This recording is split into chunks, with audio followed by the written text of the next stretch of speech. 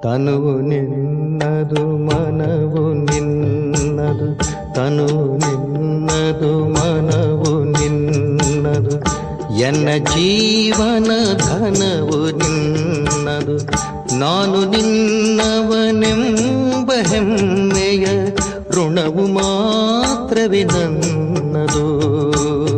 ತನು ನಿನ್ನದು ಮನವು ನಿನ್ನದು.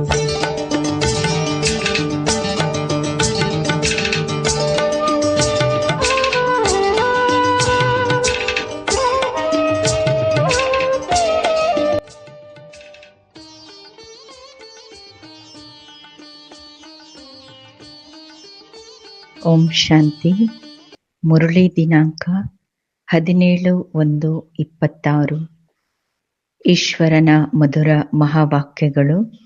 ಮಧುರ ಮಕ್ಕಳೇ, ಯಾವಾಗಿದು ಭಾರತ ಸ್ವರ್ಗ ಇತ್ತು ಆಗ ನೀವು ಘೋರ ಬೆಳಕಿನಲ್ಲಿದ್ದರೆ, ಈಗ ಅಂಧಕಾರವಾಗಿದೆ. ಪುನಃ ಬೆಳಕಿನಲ್ಲಿ ನಡೆಯಬೇಕು. ಪ್ರಶ್ನೆ: ತಂದೆ ತನ್ನ ಮಕ್ಕಳಿಗೆ ಯಾವ ಒಂದು ಕಥೆಯನ್ನು ಹೇಳಲು ಬಂದಿದ್ದಾರೆ? ಉತ್ತರ ಆಗಿದೆ, ಬಾಬಾ ಹೇಳ್ತಾರೆ, ಮಧುರ ಮಕ್ಕಳೇ, ನಾನು ನಿಮ್ಮ 84 ಜನ್ಮಗಳ ಕಥೆಯನ್ನು ಹೇಳ್ತೇನೆ. ನೀವು ಯಾವಾಗ ಮೊದಲನೇ ಜನ್ಮದಲ್ಲಿದ್ದರೆ ಒಂದೇ ದೇವತಾ ಧರ್ಮ ಇತ್ತು. ನಂತರ ನೀವೇ 2 ಯುಗಗಳ ನಂತರ ದೊಡ್ಡ ದೊಡ್ಡ ಮಂದಿರ ಮಾಡಿದ್ದೀರಿ, ಭಕ್ತಿ ಪ್ರಾರಂಭ ಮಾಡಿದ್ದೀರಿ. ಈಗ ನಿಮ್ಮದಿದು ಅಂತಿಮಕ್ಕಿಂತ ಅಂತಿಮ ಜನ್ಮ ಆಗಿದೆ. ಕೊನೆ ಜನ್ಮ, ಕೊನೆ ಸಮಯ. ನಿಮ್ಮ ಕರೆ ದುಃಖಹರ್ತ ಸುಖಕರ್ತ ಬಾ ಎಂದು ಈಗ ನಾನು ಬಂದಿದ್ದೇನೆ. ಮುರಳಿಯ ಗೀತ. ಇಂದು ಅಂಧಕಾರದಲ್ಲಿದ್ದಾನೆ ಮಾನವ. ಓಂ ಶಾಂತಿ. ನೀವು ಮಕ್ಕಳೀಗ ತಿಳಿದಿದ್ದೀರಿ, ಈಗ ಇದು ಕಲಿಯುಗಿ ಜಗತ್ತು. ಎಲ್ಲರೂ ಅಂಧಕಾರದಲ್ಲಿದ್ದಾರೆ. ಮೊದಲು ಬೆಳಕಿನಲ್ಲಿದ್ರು.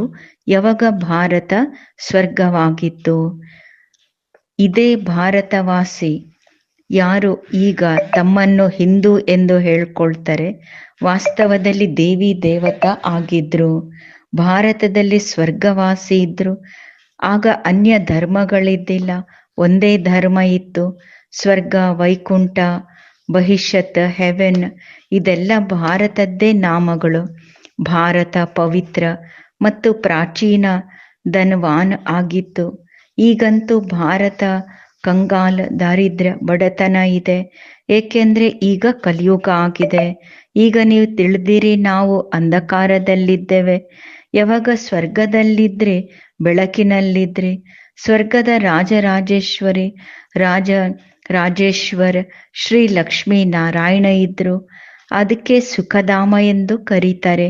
ತಂದೆಯಿಂದ ನಿಮಗೆ ಸ್ವರ್ಗದ ಆಸ್ತಿ ಸಿಗಲಿದೆ. ನೀವೀಗ ಸ್ವರ್ಗ ಆಸ್ತಿ ಪಡಿಬೇಕು. ಅದಕ್ಕೆ ಜೀವನ ಮುಕ್ತಿ ಎಂದು ಹೇಳೋದು. ಈಗಂತೂ ಎಲ್ಲರೂ ಜೀವನ ಬಂಧನದಲ್ಲಿದ್ದಾರೆ.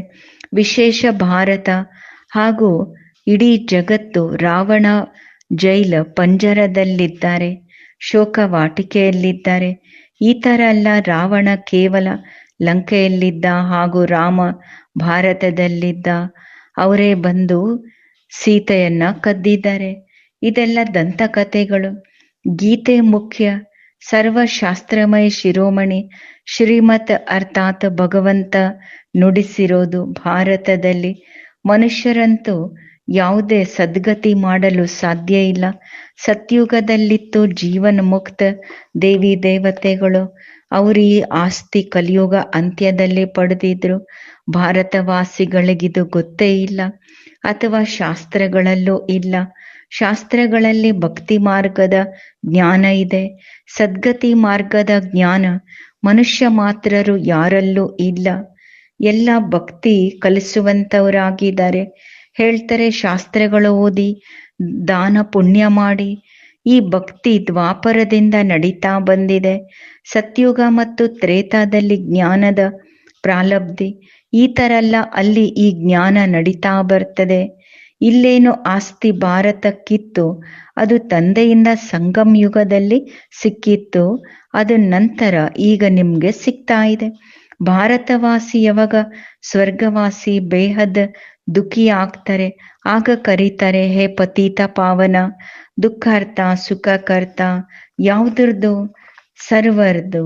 ಏಕೆಂದ್ರೆ ಭಾರತ ವಿಶೇಷ, ಜಗತ್ತೆಲ್ಲನೂ ಎಲ್ಲರಲ್ಲಿ ಪಂಚವಿಕಾರಗಳಿದೆ.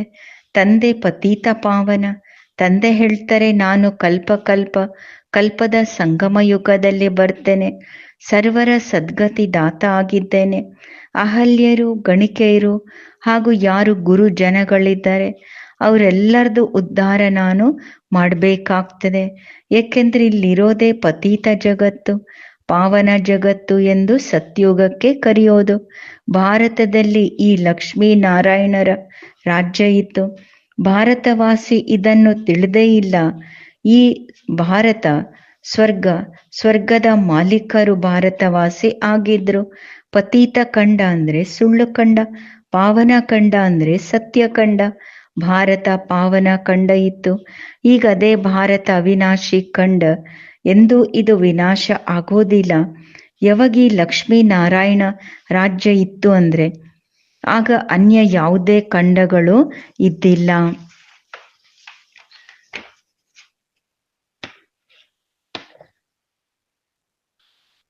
ಇವೆಲ್ಲ ನಂತರದಲ್ಲಿ ಬಂದಿರೋದು. ಮನುಷ್ಯರು ಕಲ್ಪದ ಆಯುವನ್ನ ಲಕ್ಷಾಂತರ ವರ್ಷ ಎಂದು ಬರೆದಿದ್ದಾರೆ.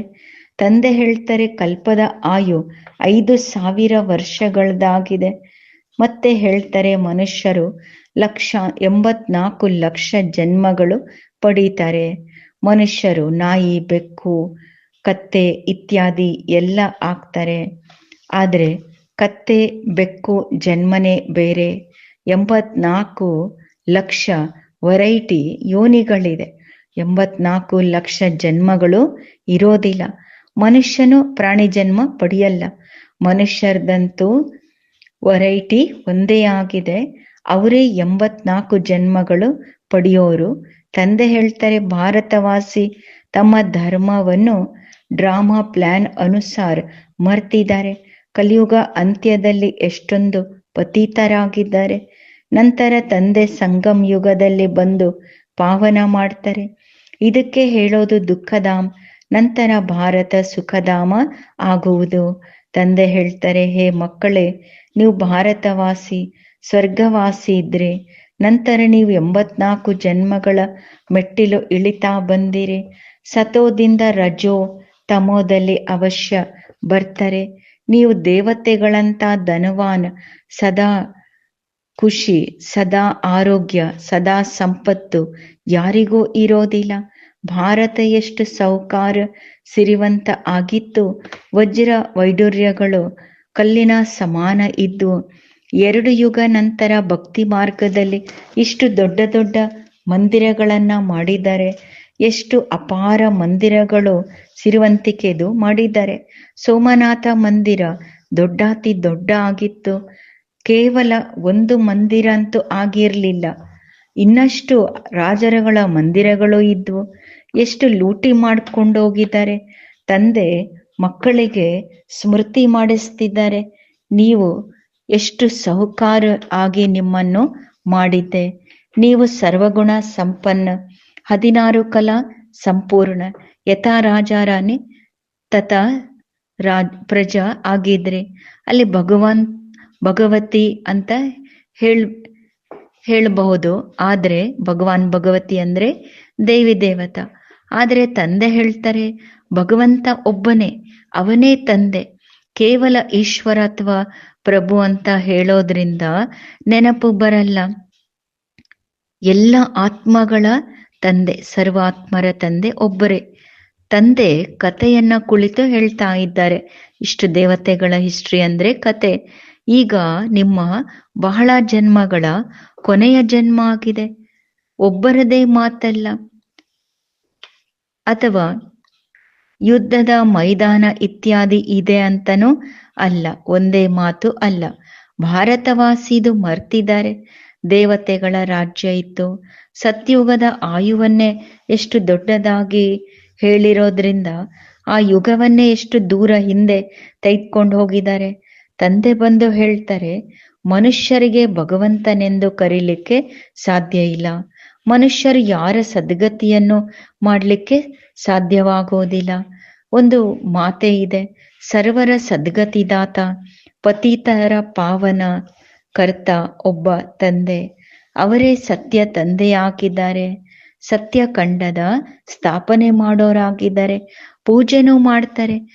ಭಕ್ತಿ ಮಾರ್ಗದಲ್ಲಿ ನೀವು ಯಾರ ಪೂಜೆ ಮಾಡ್ತಾ ಬಂದಿದ್ದೀರಿ, ಆ ಯಾರ ದೇವಿ ದೇವತೆಗಳದ್ದು ಒಬ್ಬರದು ಕೂಡ ಜೀವನ ಚರಿತ್ರೆಯನ್ನು ತಿಳ್ಕೊಂಡಿಲ್ಲ.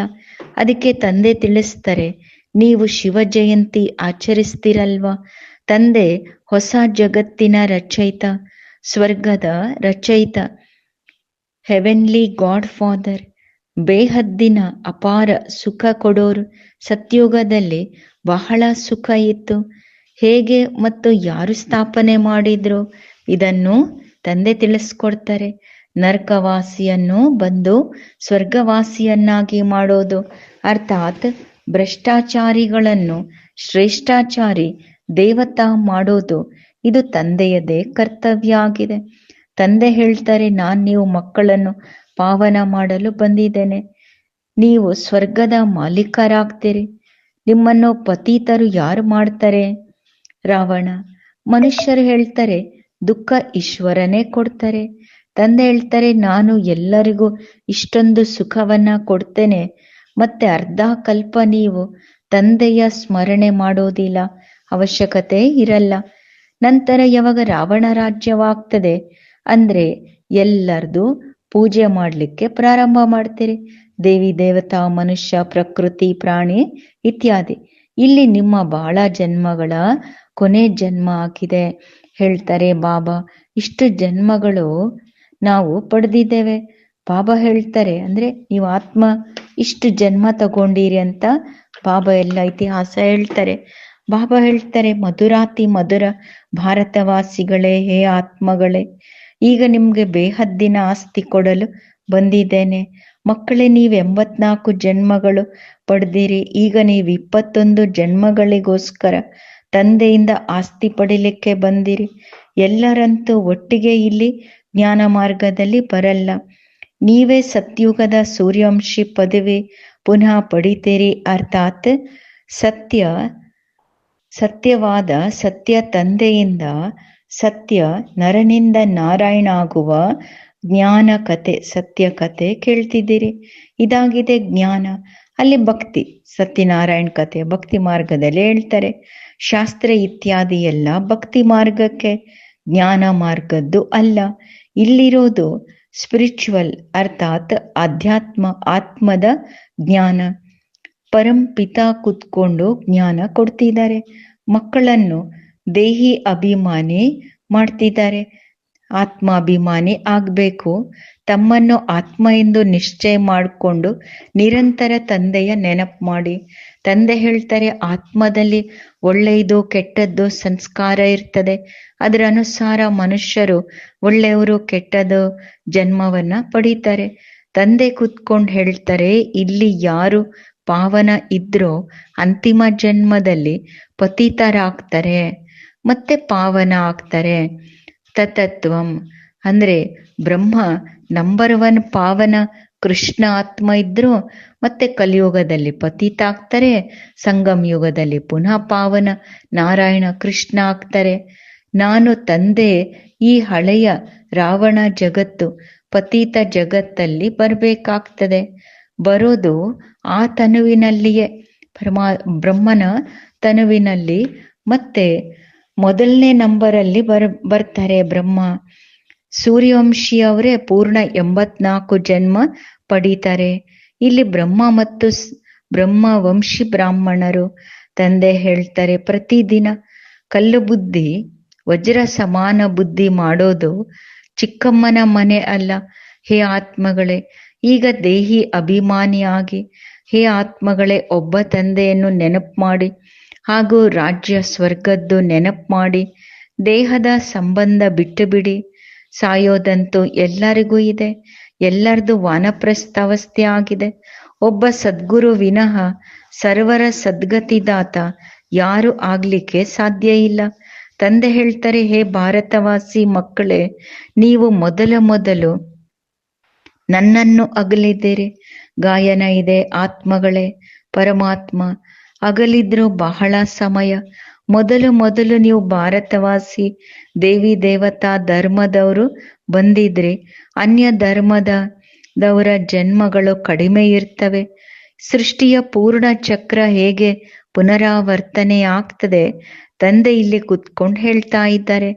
ಯಾರಿಗೆ ಧಾರಣೆ ಮಾಡ್ಕೊಳಕ್ಕಾಗಲ್ಲ ಅವರಿಗಂತೂ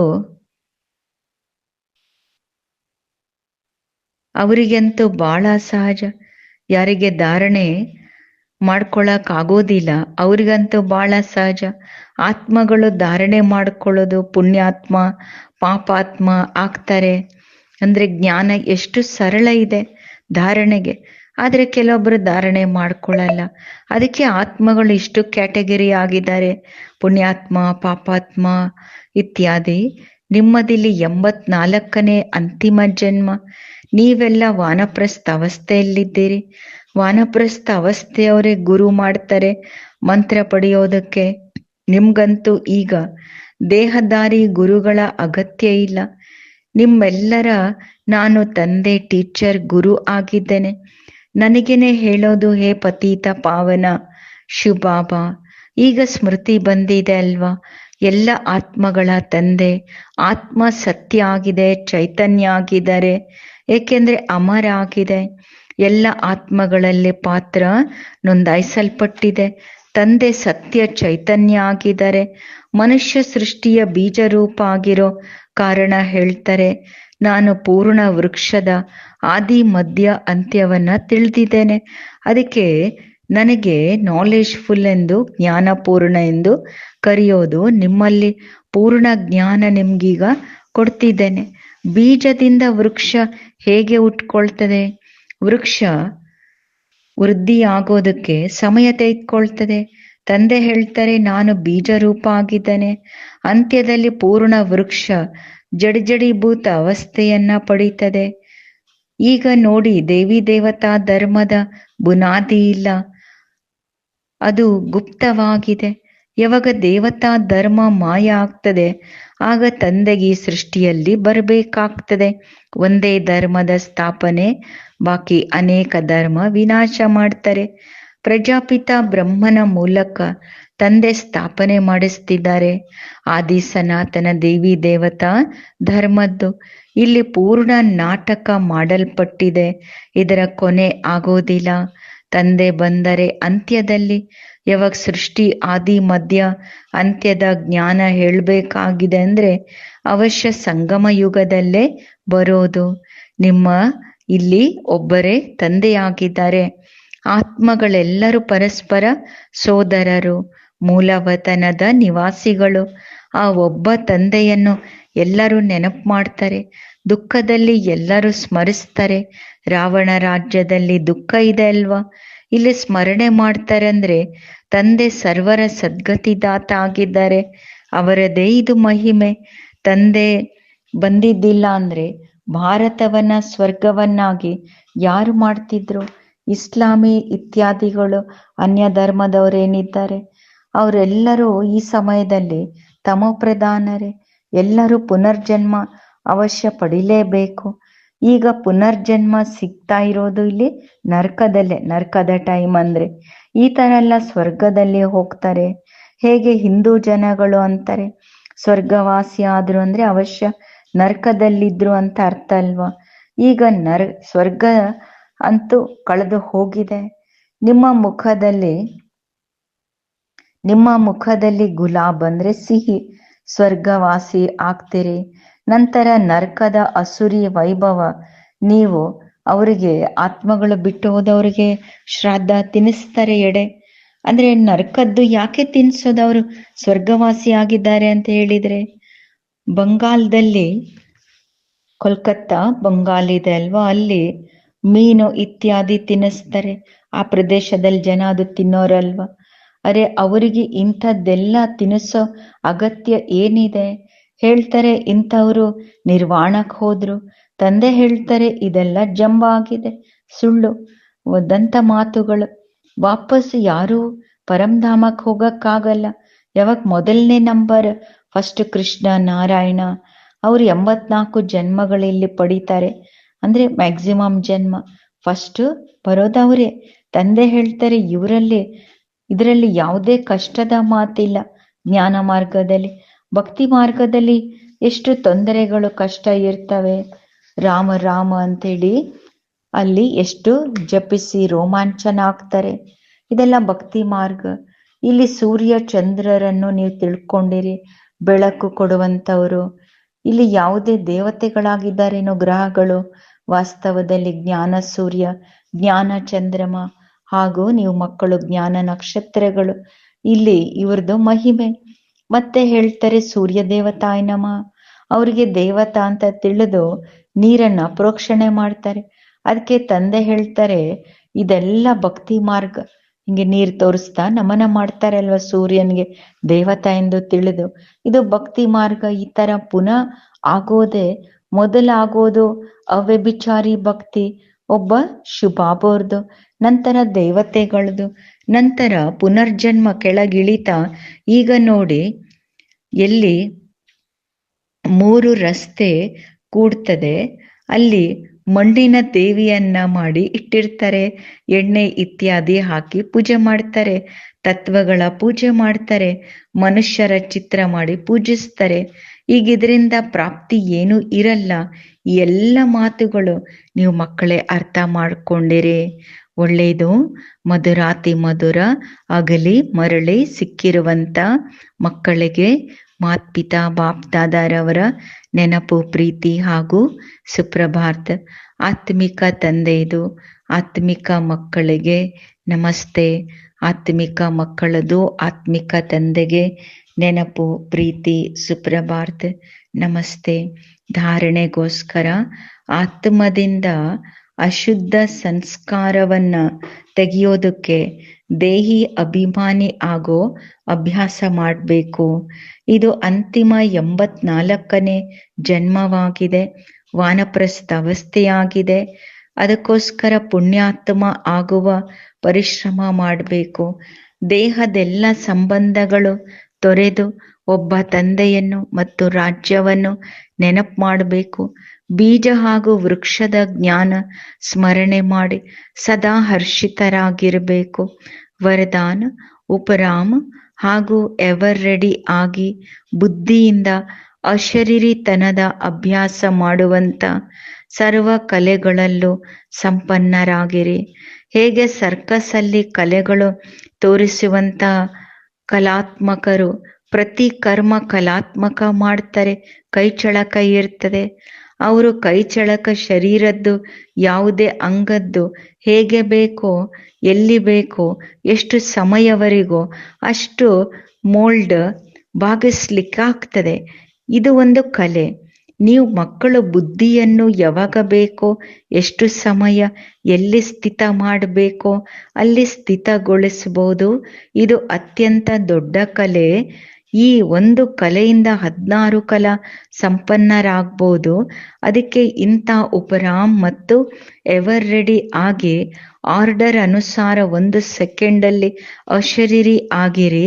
ಯುದ್ಧದಲ್ಲಿ ಸಮಯವನ್ನ ಕಳಿಬೇಡಿ.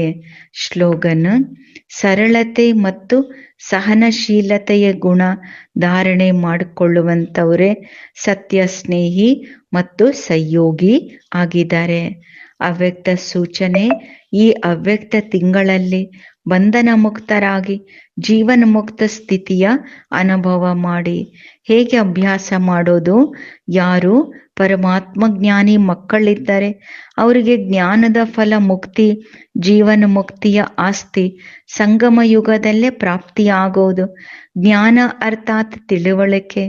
ಬುದ್ಧಿವಂತರಾಗಿ ಪ್ರತಿ ಕರ್ಮ ಮಾಡ್ತಾ ಸದಾ ಸ್ವಯಂವನ್ನು ಬಂಧನ ಮುಕ್ತ, ಸರ್ವ ಆಕರ್ಷಣ ಮುಕ್ತ ಮಾಡುವಂತ ತಿಳುವಳಿಕೆ ಇಟ್ಕೊಂಡಿರ್ತಾರೆ.